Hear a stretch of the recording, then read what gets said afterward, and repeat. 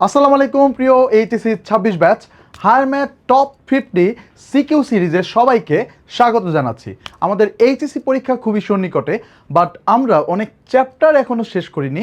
But এই মুহূর্তে সবচেয়ে গুরুত্বপূর্ণ কাজ হচ্ছে টেস্ট পেপার সলভ করা। সো যে যত বেশি টেস্ট পেপার সলভ করতে পারবে সে তত বেশি নতুন প্রশ্ন অ্যাপ্রোচ করতে পারবে। সেই উদ্দেশ্যে আমি তোমাদের শুভ ভাইয়া নিয়ে এসেছি আমাদের এই টপ 50 সিকিউ সিরিজ।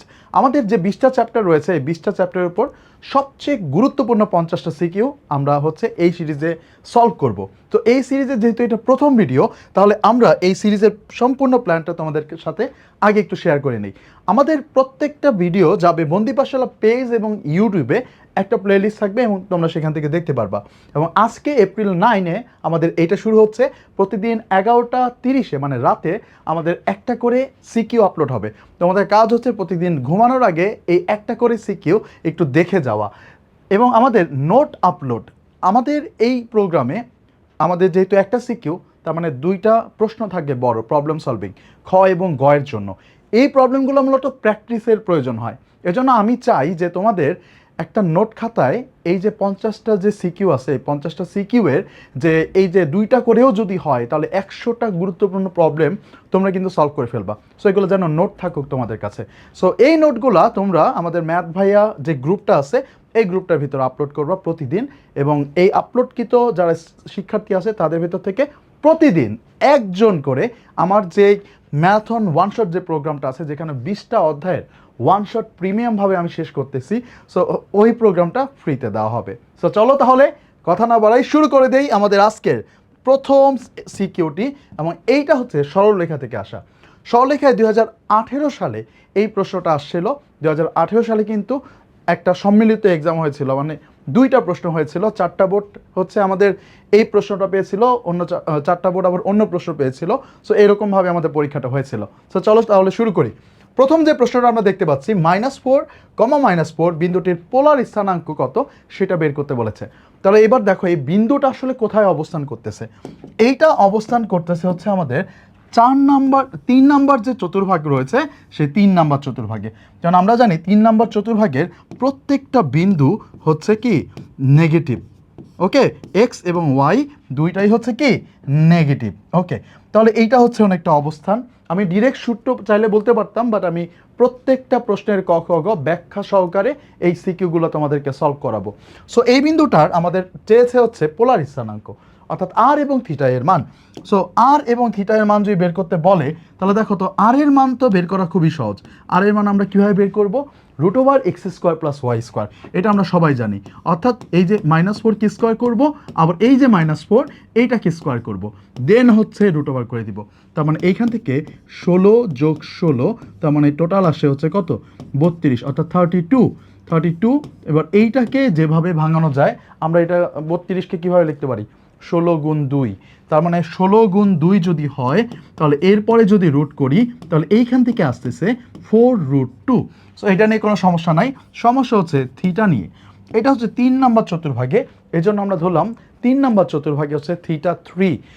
এবার দেখো এইখানে থিটা এর মানটা কত হবে। আমরা যদি এই বিন্দুটার কথা বলি, এই বিন্দুটার অবস্থান অনেকটা এইরকমভাবে। এবার দেখো আমার এইখানে এই যে -4 এবং -4 এগুলো কোন মানগুলো? এগুলো হচ্ছে এই যে এতটুক মান হচ্ছে 4 এবং এতটুক মানও হচ্ছে 4। ওকে, আমি যদি বলি এতটুকের মান 4 এবং এতটুকের মান হচ্ছে কত 4। এখন আমি নেগেটিভ লিখি নাই, কারণ আমি শুধুমাত্র এই ত্রিভুজটাকে নিয়ে ভাবতেছি। এই ত্রিভুজটার ভেতরে এইটা হচ্ছে লম্বা, এটা হচ্ছে ভূমি। তাহলে এই কোণটা কি? এই কোণটা হচ্ছে থিটা কোণ। এই কোণটা হচ্ছে কি থিটা কোণ। এবার এই থিটাটা বের করতে দেয়নি, আমাকে বলেছে এই থিটাটা বের করতে। তাহলে এই থিটাটাই হচ্ছে কি আমাদের θ3। তাহলে θ3 এর মানটা কত হবে? 180। তার সাথে যোগ করতে হবে এই থিটা কোণটা, রাইট? তার মানে হচ্ছে কত পাই, তার সাথে যোগ করতে হবে হচ্ছে আমাদের ওই থিটা কোণটা। এবার আসো ওই থিটা কোণটা কীভাবে বের করব? এই থিটা কোণটা হচ্ছে এই ত্রিভুজের একটা কোণ, এবং এই ত্রিভুজে আছে লম্ব আর ভূমি দেওয়া। তাহলে লম্ব এবং ভূমি যদি দেওয়া থাকে তাহলে সূত্র হবে কত tan−1 y/x, লম্ব বাই ভূমি। তাহলে tan−1 -4 এবং মডুলাস দিতে হবে, কারণ আমরা এইখানে কিন্তু একটা ত্রিভুজের দৈর্ঘ্যর কথা বলতেছি। সো তুমি যদি মডুলাস না দাও তাহলে কিন্তু শুধু দৈর্ঘ্যটা আসলো না। তাহলে এবার এখান থেকে আমরা কত পাচ্ছি দেখো, তাহলে এখান থেকে পাই প্লাস এখান থেকে 1 আসে, 10 ইনভার্স 1 মানে হচ্ছে 45 ডিগ্রির মান, 45 ডিগ্রি, হ্যাঁ রাইট। তার মানে আমরা এখান থেকে লিখতে পারবো π/4 এবং ফাইনালি আমরা এখান থেকে যেটা পাচ্ছি সেটা হচ্ছে 5π/4। তাহলে আমাদের এই প্রশ্নটার জন্য ফাইনাল অ্যান্সার কত, আমাদের আর এর মান হচ্ছে 4√2 এবং থিটার মান হচ্ছে 5π/4 এবং এইটাই হচ্ছে আমাদের অ্যান্সার। এবং তোমরা যারা এই সূত্র জানো তোমাদের জন্য কিন্তু এত সময় লাগলো না, আমি জাস্ট ব্যাখ্যা দেওয়ার প্রসঙ্গে একটু সময় নিয়েছি। চলো আমরা যাই পরের প্রশ্নে, খ নাম্বার প্রশ্ন। খুবই খুবই খুবই গুরুত্বপূর্ণ একটা প্রশ্ন এটা। আমি এখানে শুধুমাত্র সবচেয়ে গুরুত্বপূর্ণগুলো নিয়ে কাজ করতেছি, খুবই যেগুলো হচ্ছে একটু অন্যরকম বা ভিন্ন টাইপ প্রশ্ন, ওইগুলো নিয়ে কাজ করতেছি না, সবচেয়ে গুরুত্বপূর্ণগুলো নিয়ে। এবি রেখার 4 একক দূরবর্তী সমান্তরাল রেখার সমীকরণ নির্ণয় করতে বলেছে। এবি রেখার সমান্তরাল রেখা, ওকে ফাইন। এবার দেখো এটা হচ্ছে কি আমাদের এবি রেখা, এই যে দেখো এবি রেখাটা দেখা যাচ্ছে, এটা থেকে 4 একক দূরে সমান্তরাল। তাহলে দেখো 4 একক দূরে এই পাশে হইতে পারে, এই যে 4 একক দূরে সমান্তরাল একটা রেখা, অথবা 4 একক দূরে এই পাশেও কিন্তু হতে পারে, এই যে 4 একক দূরে এই পাশেও কিন্তু হতে পারে, রাইট, এই পাশেও কিন্তু হতে পারে। তার মানে এই প্রশ্নের জন্য অ্যান্সার কিন্তু একটা না বরঞ্চ দুইটা আসবে। এখন সমান্তরাল রেখা যেহেতু বলছে, তাহলে আমরা এখানে লিখতে পারি, কি লিখতে পারি, আমাদের এবি রেখাটা কি 5x + 9y = 27। তাহলে আমরা একটু আগে লিখি যে এবি রেখা, এবি রেখাটার ইকুয়েশন হচ্ছে 5x + 9y, 9y আমরা হচ্ছে 27টাকে এই পাশে নিয়ে আসলাম, কারণ আমার সকল ধরনের ক্যালকুলেশনের জন্য এই সংখ্যাটাকে, ধ্রুবক পদটাকে আমার এই পাশেই লাগবে। এখন আমাকে বের করতে বলছে এর সমান্তরাল রেখা, তাহলে এই রেখাটা অর্থাৎ এবি রেখার সমান্তরাল রেখা কি হবে, রেখার সমান্তরাল রেখাটা হবে, আমরা জানি সমান্তরাল রেখার ক্ষেত্রে প্রথম দুইটা অংশ অর্থাৎ এক্স এবং ওয়াই সম্বলিত যে দুইটা পথ, এই দুইটা পথ কিন্তু কি হয়, একই হয়। যদি একই হয় তাহলে আমরা এখান থেকে লিখব 5x + 9y, শুধু এই ধ্রুবক পদটা হবে আলাদা, ধরলাম সেটা হচ্ছে কে, এটা = হচ্ছে কত, 0। এখন দেখো এই রেখাটা এবং এই রেখাটার মধ্যবর্তী দূরত্ব হচ্ছে 4 একক। আবার আমরা দুইটা সমান্তরাল রেখার মধ্যবর্তী দূরত্ব বের করার সূত্র জানি। তো আমরা এখানে একটু লিখে দেই আগে যে আমাদের এই যে রেখাটা আছে, কোন রেখাটা, উপরের যে রেখাটা, এটা একটা রেখা এবং হচ্ছে এইটা একটা রেখা, এই দুইটা রেখার একটা হচ্ছে 1 নাম্বার রেখা, এটা হচ্ছে 2 নাম্বার রেখা। এই 1 ও 2 এর হচ্ছে কি মধ্যবর্তী দূরত্ব কত দেওয়া, 4 একক দেওয়া, কত, 4 একক। যদি তাই হয়, এখন দুইটা সমান্তরাল রেখার মধ্যবর্তী দূরত্ব কীভাবে বের করি, উপরে হচ্ছে তাদের ধ্রুবক যে পদগুলো রয়েছে তাদের বিয়োগফল নিতে হবে। চলো নিয়ে নেই, উপরে হচ্ছে ধ্রুবক পদগুলোর বিয়োগফল, অর্থাৎ তুমি চাইলে এটা থেকে এটা নিতে পারো অথবা এটা থেকে এটা নিতে পারো, এইটা থেকে এটা নিলে বেশি সুন্দর লাগবে, এই জন্য আমি এইটা থেকে এটা নিব। সো কে মাইনাস, এবার এইখানে দেখো সি এর মান কিন্তু -27, সো মাইনাসে প্লাস, ওকে শেষ, C1 - C2 ডান। এবার আমাকে যেটা করতে হবে সেটা হচ্ছে নিচে এক্স এবং ওয়াই এর সহগগুলোর বর্গের যোগফলের বর্গমূল নিতে হবে। তার মানে আমরা এখান থেকে পাবো হচ্ছে 5² + 9² দেন হচ্ছে √, এবং এই যে মানটা, এই মানটা হচ্ছে 4। ওকে, এবার দেখো আমরা এখান থেকে কি পাই, উপরে আছে k + 27 আর নিচে আছে হচ্ছে 5² + 9²। 5কে স্কোয়ার করলে হয় 25, 9কে স্কোয়ার করলে হয় 81, তার মানে টোটাল হচ্ছে 106, √106। আর মডুলাসটা যদি আমরা সিঙ্গেল হ্যান্ডে উঠে ফেলি আমাদের কিন্তু একটা প্লাস মাইনাস আসবে, তার মানে আমরা এখান থেকে পাবো k + 27 = এখানে একটা প্লাস মাইনাস আসবে আর এখানে 4 ছিল আর এইখানে 106, এই √টা এটার সাথে গুণে আছে।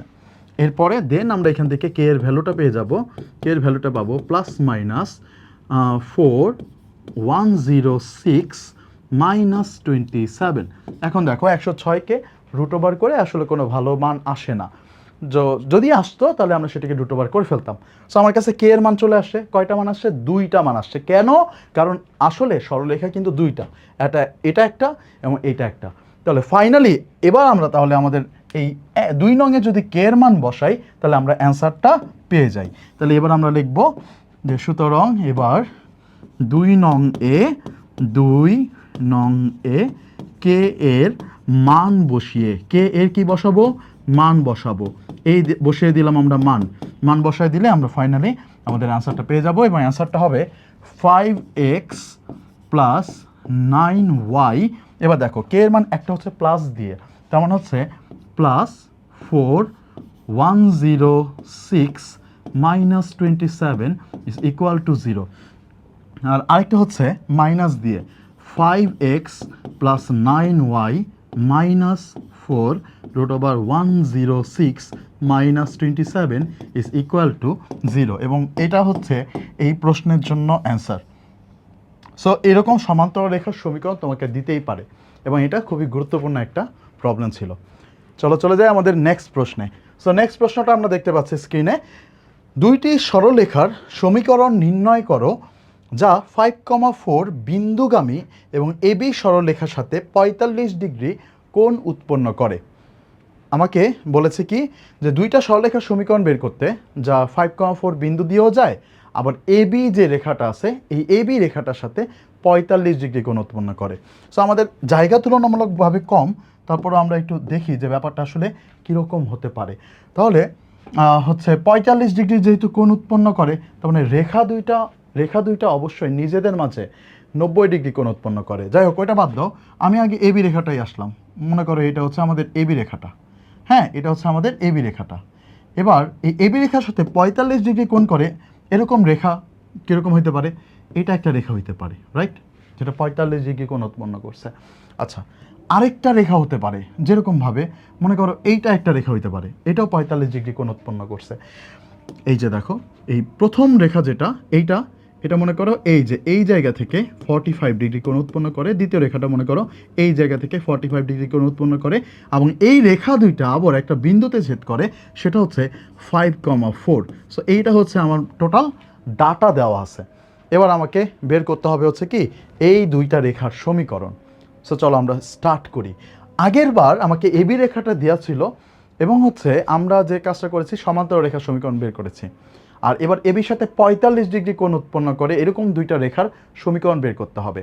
এবার দেখো যে 2টা রেখার সমীকরণ বের করতে হবে তাদের কি দেওয়া আছে আর কি দরকার, তাদের উপরস্থ একটা বিন্দু দেওয়া আছে 5,4 এবং আমরা জানি যে একটা বিন্দু এবং যদি ঢাল দেওয়া থাকে তাহলে সেই ক্ষেত্রে আমরা ওইটার সমীকরণটা বের করতে পারি, যার মাধ্যমে সেটা হচ্ছে y minus y1 is equal two m into x minus x1। তার মানে আমার যদি ওই 2টা রেখার ঢাল সামহাও বের হয়ে যায় তাহলে আমরা এইখানে বসালেই এই 2টা রেখা কিন্তু বের করে ফেলতে পারবো। তাহলে আমাদের ঢাল বের করতে হবে। আচ্ছা তাহলে কানেক্টেড কার সাথে, এবি রেখার সাথে। তাহলে আগে এবি রেখার ঢালটা আমরা বের করি চলো। সো প্রথমে আমরা বের করব হচ্ছে এবি রেখার ঢাল। তাহলে এবি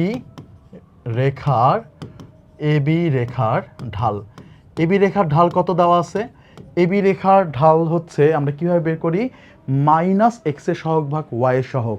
তাহলে এইখানে মাইনাস এক্স এর সহগ হচ্ছে 5, এই হচ্ছে মাইনাস, আচ্ছা এটাকে ধরলাম আমরা হচ্ছে m1,